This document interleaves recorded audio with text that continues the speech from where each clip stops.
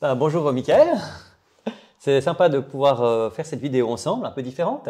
Oui, effectivement, c'est vraiment un style un peu différent qu'on va essayer de proposer. D'habitude, tu es derrière la caméra. Exactement. Et puis là, on s'est dit, on va faire un truc qui change un petit peu, Voilà. plus en mode conversation qu'en mode interview. Donc, on a lu chacun un livre, Marcher par l'esprit n'est pas réservé à une élite, Voilà. De qui déjà? de Nathalie Bonhomme Karian. Voilà. Je pense qu'elle devrait prononcer Keuchkarian. D'accord. Peut-être. Voilà, En tout cas, elle en parle dans le livre comme quoi c'est un nom qui ne s'oublie pas. en effet. Donc, on ne va pas oublier Nathalie Bonhomme Keuchkarian ou C'est ça. Keuchkarian.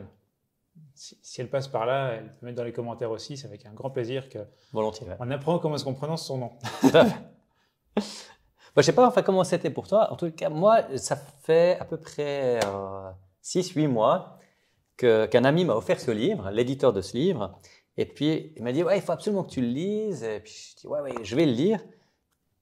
Puis, je l'ai laissé un peu sur mon étagère avec la pile de livres que j'ai, en me disant, ouais, c'est encore un bouquin d'études. J'en ai pas mal. Mhm. Puis, j'étais surpris, quand je l'ai pris il y a quelques semaines pour le lire, qu'en fait, ce n'était pas un livre d'études. Non, effectivement, c'est pas un livre d'études, c'est un livre d'expérience en fait, Ouais. qui raconte comment est-ce qu'elle a vécu comment est-ce qu'elle vit, parce qu'elle le vit toujours, comment est-ce qu'elle vit cette vie de foi. Mhm. Et puis ce que j'ai bien aimé aussi, c'est qu'au début, elle nous prend par la main par, non pas Dieu dit que, Ouais. mais par une expérience, en l'occurrence d'une course. Mhm. Et puis, elle va mettre en relation cette course où elle n'est pas, selon elle, faite pour, elle n'est pas préparée à ça, Ouais. avec sa vie de foi. Ouais. Et ça, je trouvais assez intéressant. Même au début, je me suis dit, bon, j'espère qu'il y aura quand même quelque chose d'un peu plus consistant, on va dire, après, du point de vue chrétien. Mhm. Parce que je me suis dit, ok, je me réjouis de voir comment est-ce qu'elle va vivre cette course et tout ça. Assez vite, on voit qu'il y a quand même du contenu. Hein. Oui, oui. Puis, assez vite, après quelques pages, j'ai, ah ouais, ok, voilà. Ouais. Et puis, ça devient assez intéressant. Mhm. Donc le parallèle entre le côté sportif, où elle a dû apprendre, Mhm. puis le côté de l'esprit aussi, où elle dit c'est pas quelque chose qui est un peu inné, Ouais. mais c'est quelque chose qu'on doit apprendre. Et je trouvais Exactement. pas mal ça, parce que souvent on se dit, ouais, ça c'est juste pour certains, pour les super spirituels, écouter la voix de Dieu. D'ailleurs, elle dit à un moment donné, si on fait un sondage, qui c'est qui aimerait écouter la voix de Dieu? Si je vous pose la question à vous qui nous regardez, est-ce que vous aimeriez écouter la voix de Dieu? Mettez un petit commentaire là-dessous. Voilà. Elle dit, pratiquement tout le monde dit, oui, j'ai envie d'entendre la voix de Dieu. Mais peu de gens sont prêts à apprendre, à faire l'effort. Ou alors, peu de gens, entre guillemets, savent qu'il faut apprendre. Mhm. Ouais. On se dit souvent, j'attends que Dieu me parle. Mhm. Et on attend. Ouais. Ok, mais si vous voulez attendre qu'un Japonais vous parle, vous devez apprendre aussi. Parce que c'est pas forcément notre façon de parler, Mhm. ou c'est pas quelque chose qu'on a l'habitude d'entendre. Et puis, il y avait dans une de ces expériences où elle parlait qu'elle avait des rêves assez précis. Oui. Ouais. Et elle se rendait compte que ce qu'elle avait vu en rêve se réalisait, Mhm. mais que ça n'avait pas de vocation à ce qu'elle en fasse quelque chose. Mhm. Le but était juste qu'elle apprenne. En disant, Ouais. ce que tu as rêvé là, eh bien, c'est comme ça que je te parle. Mhm. C'est une des façons. C'est une des façons. Ouais. Exactement. Et Ouais. ça, j'ai trouvé très intéressant parce que souvent on se dit, mais j'aimerais bien que Dieu me parle, mais je ne sais pas comment. Mhm. Finalement, Dieu est le meilleur pour nous apprendre. S'il y a bien quelqu'un qui sait comment nous apprendre à l'écouter, c'est bien lui. Des fois, c'est aussi par des concours de circonstances. On voit, des fois, elle entend comme une voix intérieure où elle sent qu'elle doit Mhm. parler à quelqu'un. Mhm. Et puis, au début, elle dit, ben voilà, moi, je pars. Je me dis, non, c'est pas pour moi. Puis elle se fait reprendre. Puis elle retourne. Elle fait demi-tour. Hein. Voilà. Plusieurs fois même. Hein. Ouais, ouais. Mais c'est vrai que ça me parle aussi parce qu'il y a quelques fois où j'ai eu l'impression qu'il fallait que je dise quelque chose. Mhm. Et clairement, j'ai pas osé. Ouais. Je me suis dit, mais qu'est-ce qu'on va dire? Et patati, patata. Et finalement, quelqu'un d'autre dit exactement la même chose que ce que j'allais dire.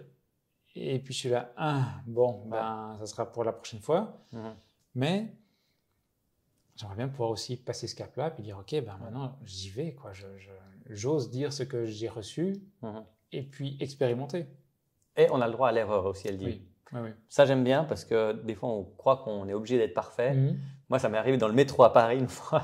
J'avais l'impression de recevoir quelque chose pour quelqu'un. Ouais. Je lui le dis, j'étais complètement à côté. Je fais, bon, bah, ouais, c'est pas si grave, je vais pas revoir ces gens. Non, voilà. Donc, c'était une tentative. Et puis, par nos échecs, on apprend aussi. Exactement. Tant qu'on fait juste attention de ne pas dire des mots qui peuvent susciter un espoir énorme Ouais. si on n'est pas sûr d'avoir reçu quelque chose. Mhm. Parce que j'ai eu aussi entendu des gens, oui, tu es guéri parce que c'est marqué dans la Bible que Dieu guérit. Ouais. Ok, Dieu guérit, mais c'est pas pour autant que dans ce cas-là, précisément, il va le faire. Mhm. Et le risque, c'est de prononcer une parole qui va blesser plus qu'apporter quelque chose de bon. Parce que finalement, une parole que Dieu donne, c'est pour du bon. Ouais. Ça peut passer par un peu de douleur, un peu de vérité qui fait mal, Mhm. mais le but, au final, c'est que ça fasse du bien. Ouais.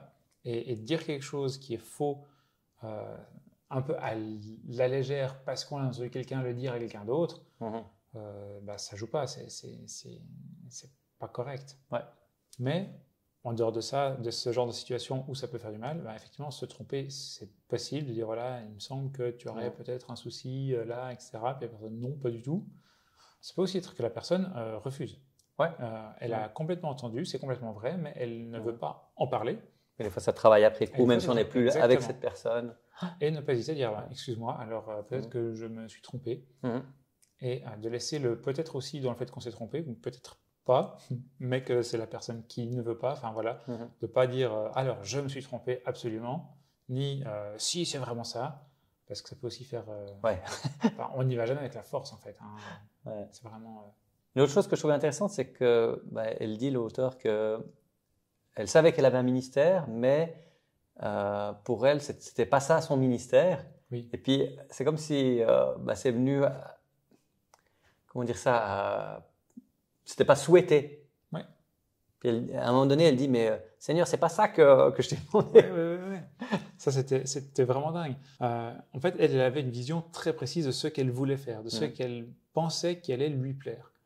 Et finalement, ça lui plaît quand même parce qu'elle le fait aussi. Ouais. Mais elle refusait complètement quelque chose, en fait, en disant ça, je ne veux pas. Et finalement, c'est là où elle était la plus forte. Ouais. C'est Dieu qui l'a fait, donc c'est lui qui sait quelle est la meilleure. Quoi. Enfin, je me dis, nous, on est aussi peut-être comme ça. Dieu, il a des projets pour notre vie. Il veut nous dire quelque chose, il veut nous faire entrer dans quelque chose, puis nous, on se braque. Et au fond, des fois, il utilise ça pour nous amener là où il veut, que c'est le mieux pour nous. Et puis, même souvent, là où nous, on aimerait aller, mais par son chemin. Exactement, ouais. Puis j'ai trouvé drôle que tu aies surligné déjà tes points. Ah oui, c'est vrai. Généralement, je souligne, c'est ma façon de travailler dans un livre. Je souligne les choses qui m'intéressent, qui me plaisent, où j'ai envie de revenir dessus. Ah ouais. Ouais. Par exemple, là, à la page 28, c'est mis « Dieu peut nous utiliser à tout instant de notre quotidien, peu importe le lieu. Ce qui compte, c'est notre disponibilité de cœur et la foi que lorsque Dieu nous demande de faire quelque chose, même si cela nous paraît saugrenu, il sait pourquoi. » Je trouvais, voilà, c'est quelques phrases qui m'ont parlé. Donc, je les mets en jaune. Et puis, je me dis, ça peut parler aussi encore à d'autres personnes. Oui, voilà. Ça c'est clair. Ouais. Je ne sais pas si je t'avais raconté ou bien pas. Je travaillais au magasin de chaussures et j'étais dans la partie solde. Et puis, il n'y avait pas beaucoup de clients. Et puis, j'étais dans un temps où je parlais avec Dieu. Puis, je disais, mais j'aimerais bien que tu puisses me donner quelqu'un à qui je puisse parler de toi. Il n'a pas fallu que je finisse la phrase que quelqu'un vient vers moi en me demandant l'heure. Et puis, elle avait l'air tendue, etc. Et puis, elle attendait finalement quelqu'un qui, de toute façon, n'allait pas venir, et patati patata. Et puis, ça en a débouché sur le fait qu'on a parlé de Dieu. Mais aussi simplement que je lui dis, mais j'aimerais bien pouvoir parler de toi à quelqu'un. Dans les secondes qui ont suivi, c'était là. Ouais. Alors, est-ce que si je n'avais pas demandé, j'en aurais parlé aussi? Est-ce que j'aurais été autant ouvert que ça? Je pense qu'on doit se rendre disponible. Ouais. Et à ce moment-là, j'étais disponible. Ouais, c'est ça. Peut-être que si je n'avais pas eu ce temps de réflexion avant et ce temps de prière avant, j'aurais peut-être pas osé parler, j'aurais peut-être pas osé continuer la conversation. Alors que là, j'étais ouvert à cette conversation. Ça, c'était vraiment assez incroyable. Ouais. Ça m'a mis une bonne claque parce que je me suis rendu compte effectivement que c'est pas réservé à une élite en fait, comme le dit le livre. Et c'est vrai. Mais j'ai pas beaucoup repratiqué ça non plus. Ouais. C'est pas comme si ça m'a fait waouh, c'est génial, c'est exactement ça que je veux faire. Et souvent je me dis mais c'est juste ça me manque un peu quand même. J'aimerais bien pouvoir faire plus.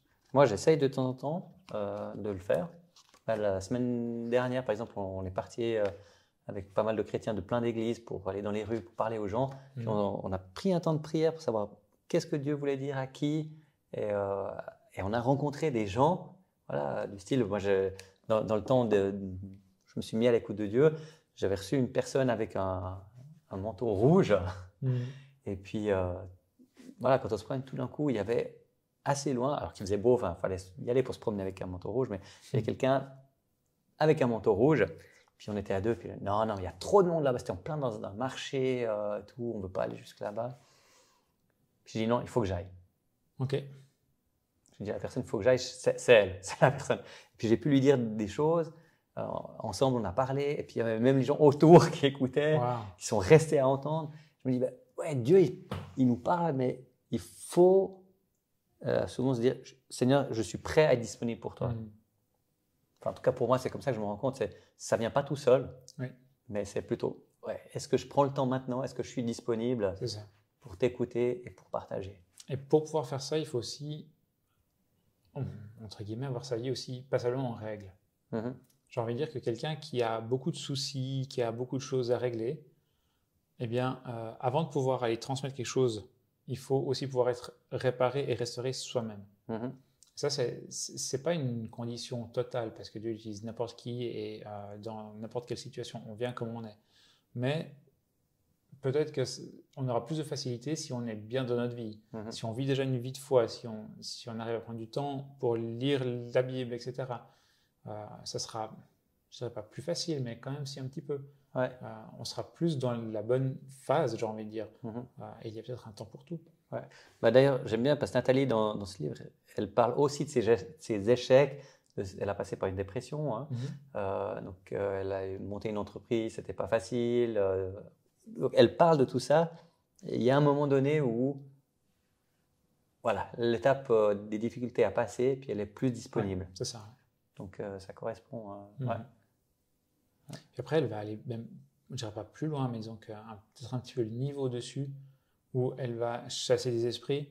Ça, c'est quand même un sujet qui est un petit peu sensible, j'aurais envie de dire, parce que on a un peu dans la pensée collective les films d'horreur, etc., où ils parlent de ça. Moi, quand on me disait, quand j'étais plus jeune, chasser les esprits, etc., je pensais plutôt à ce genre de choses-là qui étaient pas bonnes, finalement. Et je me disais, mais en fait, c'est vraiment une image mauvaise. Et il y en a besoin quand même. Et il faut être prêt à, et Dieu ne va jamais nous amener là où on n'est pas prêt à. C'est pas parce qu'on va avoir une parole pour quelqu'un que 3 mois après, on sera en train de prier pour chasser un démon. Bien sûr. Il y en a qui sont tout à fait ouverts à ça, qui sont aptes à faire ça, et d'autres qui sont, c'est pas forcément leur rôle. Je lisais encore ce matin, c'est dans la Bible. Dans la Bible. Non, mais j'essaie juste dans Romains 10, je crois. Où il dit que justement, chacun a reçu un don, chacun reçoit des dons en fonction de sa foi, en fonction de sa quantité de foi qu'il a, de comment est-ce qu'il vit. Et l'un reçoit une parole de connaissance, l'autre reçoit le don de guérison. Ça vient du même esprit, ça a la même valeur. Et c'est pas parce qu'un est plus spectaculaire que l'autre qu'il est plus fort ou plus important que l'autre, etc. Et je trouvais ça aussi important de lire ça juste après ce livre où j'avais presque commencé à me dire, ah ouais, d'ailleurs je l'ai dit avant, le niveau au-dessus. Il n'y a pas de niveau au-dessus. Tout ça, c'est Dieu qui le fait. Est-ce qu'on pourrait dire qu'on est tous appelés à marcher par l'esprit, on est tous appelés à entendre Dieu nous parler d'une manière ou d'une autre. Par contre, on n'est pas tous appelés à chasser des démons, on n'est pas tous. Enfin, c'est ça. Exactement. Mais la base d'être à l'écoute de Dieu. Ça, j'ai envie de dire, c'est le minimum. C'est le minimum, mais en même temps, on en parle peu dans les églises, je trouve. On en parle peu entre chrétiens. Et puis, c'est quand même un thème important. En fait, je pense qu'il y a une grande crainte de mélanger ce que Dieu nous dit et notre propre volonté. Et peut-être que beaucoup ont été freinés. Oui, mais ça c'est parce que tu penses que, ou c'est pas Dieu qui te parle, c'est ta volonté qui a envie que, patati patata. Et au bout d'un moment, on n'a plus envie. On se dit, j'en parle plus aux autres, on va essayer de faire notre petit bout de chemin. On voit qu'elle en parle avec son mari tout le temps, qui ne vit pas la même chose. Et elle le dit très, très clairement qu'il ne vit pas la même chose, mais qu'il la soutient. Et je trouve ça très beau. Mais elle en parle. Et si on est tout seul, puis on fait ça pour nous, ça peut très bien fonctionner, mais on peut aussi partir un peu dans un mauvais sens, peut-être là où il ne faudrait pas. Et justement commencer à mélanger ce qu'on a envie, ce qu'on ressent nous, et ce que Dieu nous parle, etc. Mais on est un peu trop habitué à garder ça pour nous.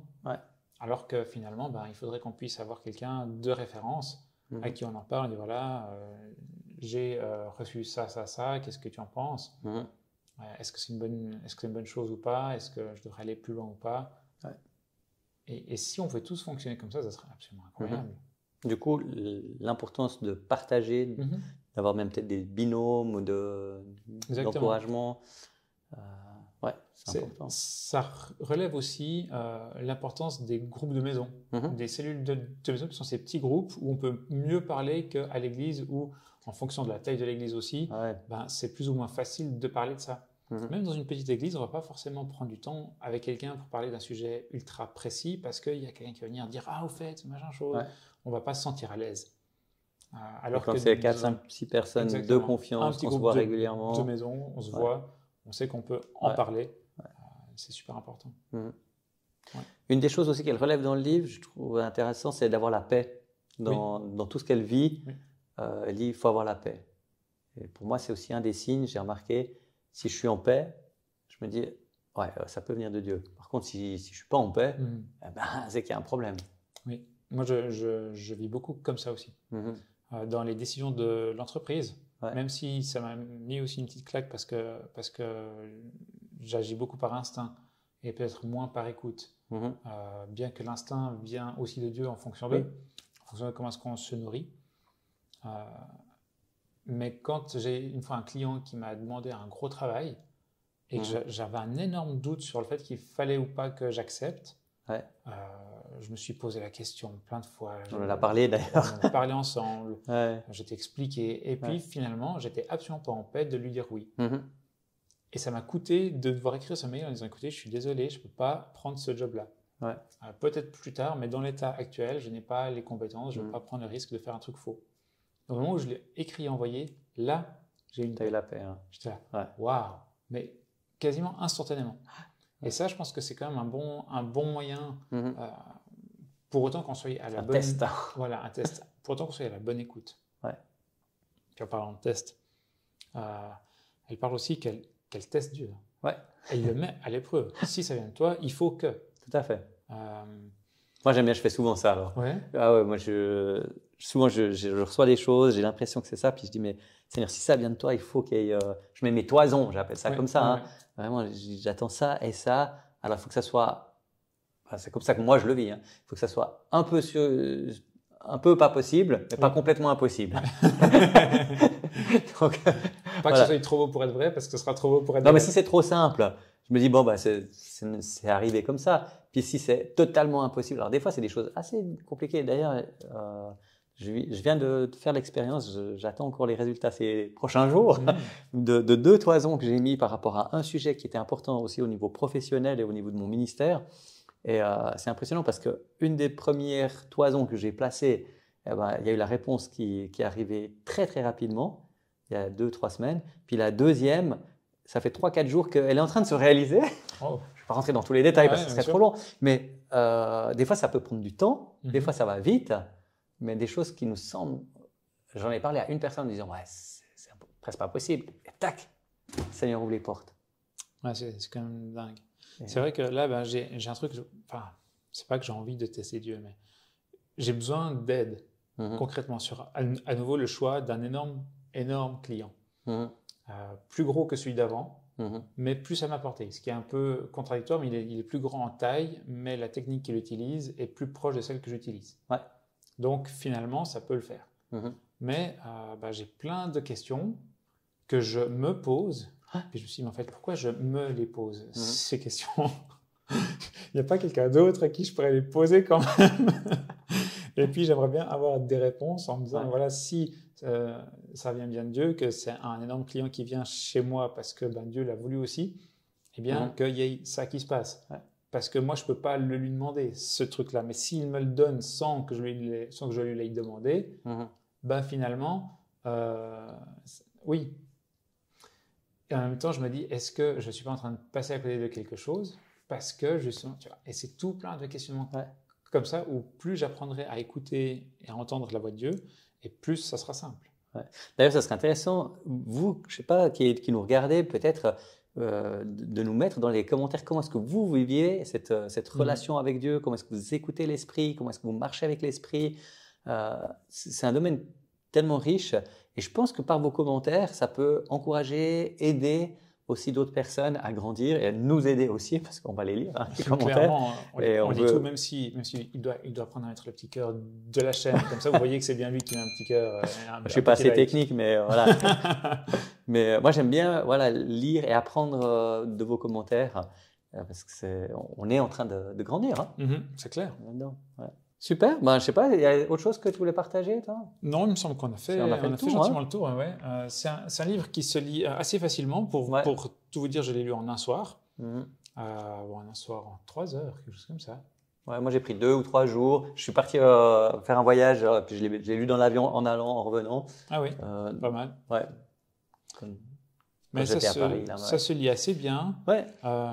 C'est plein de petites anecdotes, plein de petites choses qui viennent étoffer chaque fois un peu plus. Et puis on rentre un peu plus dans le sujet. Je trouve que c'est assez bien écrit. C'est très biographique, c'est des expériences. Puis en même temps, il y a chaque fois des leçons qu'on peut apprendre, qu'on peut tirer pour notre vie.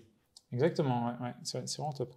Puis bon, j'aime assez l'image parce que c'est du kite. Et moi, tout ce qui est voile et autres, j'aime beaucoup. Je fais du parapente, donc forcément. Quand j'ai vu qu'il y avait du kite, là, je me suis dit, ça c'est joli ça. Voilà.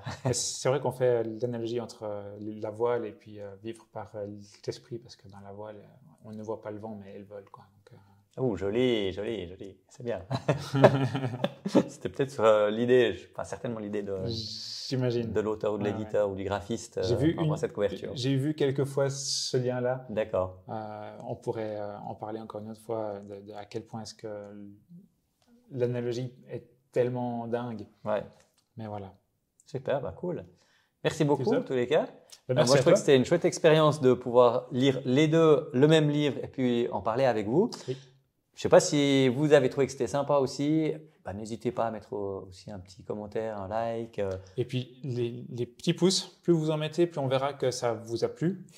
Voilà. Donc, vous en mettre qu'un chacun, donc allez dire aux autres d'en mettre un aussi. Mais c'est comme ça qu'on verra si ça plaît, si effectivement on va refaire. Parce que moi, j'ai beaucoup apprécié. J'ai apprécié de pouvoir partager simplement un moment comme ça avec toi. Et de vous avoir vous aussi à la table, parce que vous êtes du point de vue comme si vous étiez à la table avec nous.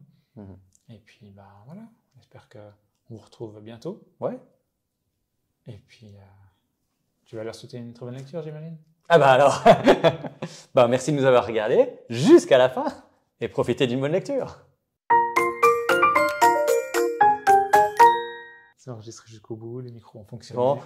Lui aussi. Faut tout recommencer, non, c'est bon.